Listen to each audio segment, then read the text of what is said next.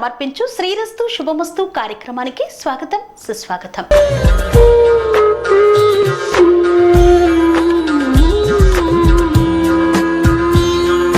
దీపావళి సమయంలో తెలంగాణ ప్రజలు జరుపుకునే అత్యంత ముఖ్యమైన వ్రతం కేదారేశ్వర వ్రతం. కొందరు దీపావళి రోజు జరుపుకుంటే మరికొందరు కార్తీక మాసంలో పౌర్ణమి రోజున జరుపుకుంటారు. ఆది దంపతులుగా భావించే పార్వతీ పరమేశ్వరులను పూజిస్తూ ఈ వ్రతాన్ని ఆచరిస్తారు. ఈ నోము నోచడం వల్ల అష్టైశ్వర్యాలు సిద్ధిస్తాయని భక్తుల యొక్క నమ్మకం.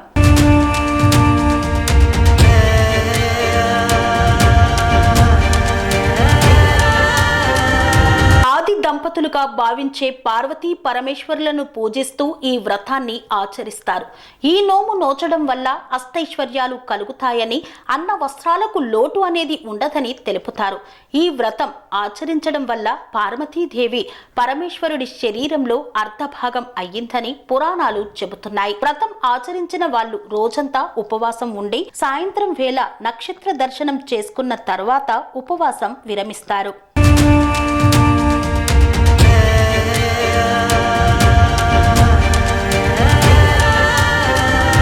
కేదారేశ్వర వ్రతంలో 21 అనే సంఖ్యకు చాలా ప్రాముఖ్యత ఉంటుంది. ఇందులో పూజకు ఉపయోగించే వస్తువుల దగ్గర నుండి దేవుడికి సమర్పించే నైవేద్యం వరకు అన్ని 21 ఉండే విధంగా చూసుకుంటారు. అలాగే ఈ వ్రతాన్ని వరుసగా 21 సంవత్సరాలు ఆచరించాలి.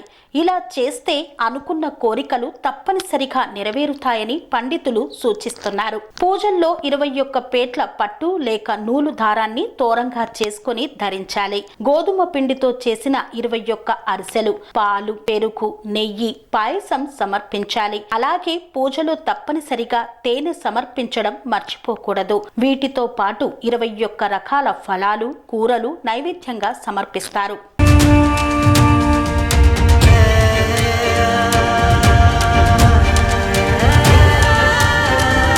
21 ఎందుకు సమర్పించాలి అనే దాని వెనక అనేక కారణాలు ఉన్నాయి. గ్రహ దోషాలు తొలగించుకునేందుకు, అలాగే గ్రహాల స్థానాన్ని బలపరిచేందుకు ఉపయోగిస్తారు. ఇందులో సమర్పించే పాలు, పెరుగు శుక్రుడితో సంబంధం కలిగి ఉంటుంది. అలాగే తేనె గురుగ్రహం, నెయ్యి శనీశ్వరుడు, కూరలు చంద్రుడు, ఫలాలు బుధుడితో ముడిపడి ఉంటాయని అంటారు. అందుకే కేదారేశ్వరుడిని పూజించే సమయంలో ఇవన్నీ సమర్పించడం వల్ల నవగ్రహ పూజ చేసిన ఫలితం కూడా దక్కుతుంది. ఈ వ్రతాన్ని 21 సంవత్సరాల పాటు చేసి చివరి సంవత్సరం ఉద్యాపనం చేస్తారు.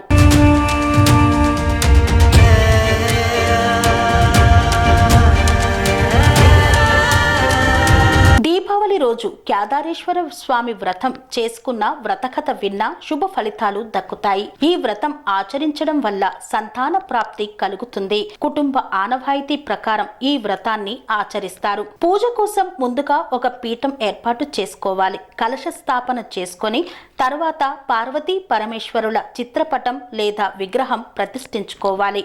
అష్టోత్తర శతనామవాలి, షాడోష ఉపచారాలు పాటించాలి. పూజ చేసుకున్న తర్వాత కుటుంబమంతా కలిసి దేవుడికి పండ్లు, పూలు, పత్రి, అక్షంతలు, తమలపాకులు వంటివి సమర్పించాలి. పూజలో భాగంగా స్వామివారికి పెట్టిన నైవేద్యం మాత్రమే స్వీకరిస్తారు. ఇది సాంప్రదాయంగా వస్తోంది. మానవులు ఏ పని తలపెడుతున్నామో అది పూర్తయ్యేంత వరకు మనలో సంకల్పం బలంగా ఉండాలి అంటారు పెద్దలు.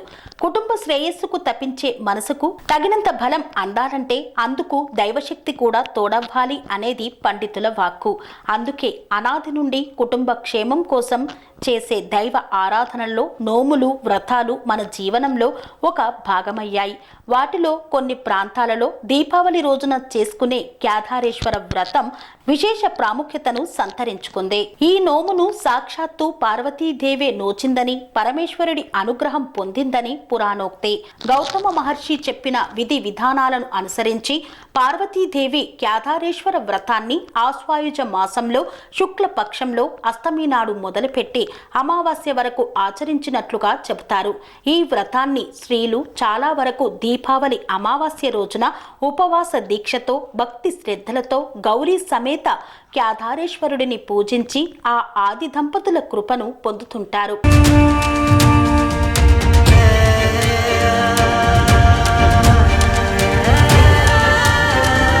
పీఠం మధ్యన ధాన్యరాశిని పోసి అందులో పూర్ణ కుంభాన్ని ఉంచి 21 దారాలతో సూత్రాన్ని చుట్టి గంధ పుష్ప అక్షంతలను ఉంచాలి. పీఠానికి పైభాగాన మామిడి ఆకుల తోరణాలు, పూలతో అలంకరించిన పాలవెల్లిని అమర్చుకుంటారు. పసుపు గౌరి, పసుపు గణపతి, జాకెట్టు ముక్క, నోము దండ, 21 తమలపాకులు, 21 నల్లపోకలు, 21 ఖర్జూర పండ్లు, ఒత్తిపత్తి, పసుపు, కుంకుమ, 2 ఎండు కొబ్బరి చిప్పలు, 2 కొబ్బరికాయలు, హారతి కర్పూరం, కంకణం, ధూపదీప నైవేద్యాలను సిద్ధం చేసుకోవాలి. ముందుగా గణాలకు అధిపతి అయిన విఘ్నేశ్వరుడిని ప్రార్థనతో పూజ ప్రారంభించాలి. ఆ తర్వాత ఆచమనం చేసుకొని సంకల్పం చెప్పుకోవాలి.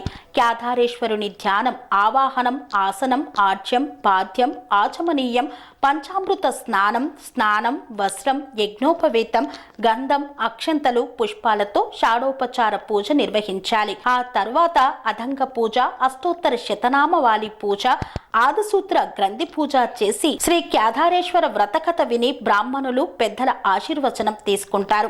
ఆ తర్వాత తీర్థ ప్రసాదాలు తీసుకొని ఉపవాస దీక్షను విరమిస్తారు. అమ్మవారి ప్రతిరూపాలుగా భావించే నోము దండలను మెడలో ధరించి పసుపు, కుంకుమ, పండు, ఆకు, వక్కలను ముత్తైదువులకు వాయనంగా ఇవ్వడంతో నోము పూర్తవుతుంది. మరుసటి ఏడాది దీపావళి నోము వరకు తమ ఇంట కేదారేశ్వరుని అనుగ్రహంతో ఆయురారోగ్య, సౌభాగ్య, ఐశ్వర్య అభివృద్ధి మెండుగా కలుగుతుందన్న నమ్మకమే కొండంత అండగా భక్తులు తమ జీవన ప్రయాణాన్ని కొనసాగిస్తూ ఉంటారు. సర్వే జన సుఖినో భవంతు.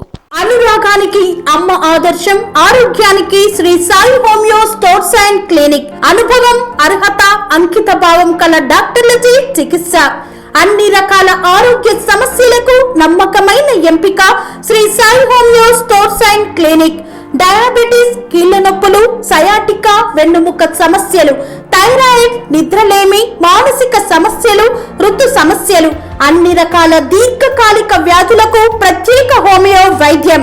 అందరికీ అందుబాటులో అంతర్జాతీయ హోమియో వైద్యం Sri Sai homeo stores and clinic. మీ ఆరోగ్య సమస్య ఏదైనా ఇప్పుడు పరిష్కారం సాధ్యం. సైడ్ ఎఫెక్ట్ లేని వైద్యంతో సంపూర్ణ ఆరోగ్యం కొరకు సంప్రదించండి Sri Sai homeo clinic and stores, Bhavani Nagar, Ambedkar Nagar road, old Alwal, Secunderabad. సంప్రదించాల్సిన ఫోన్ నంబర్స్ 9000751751 మరియు 9000422525.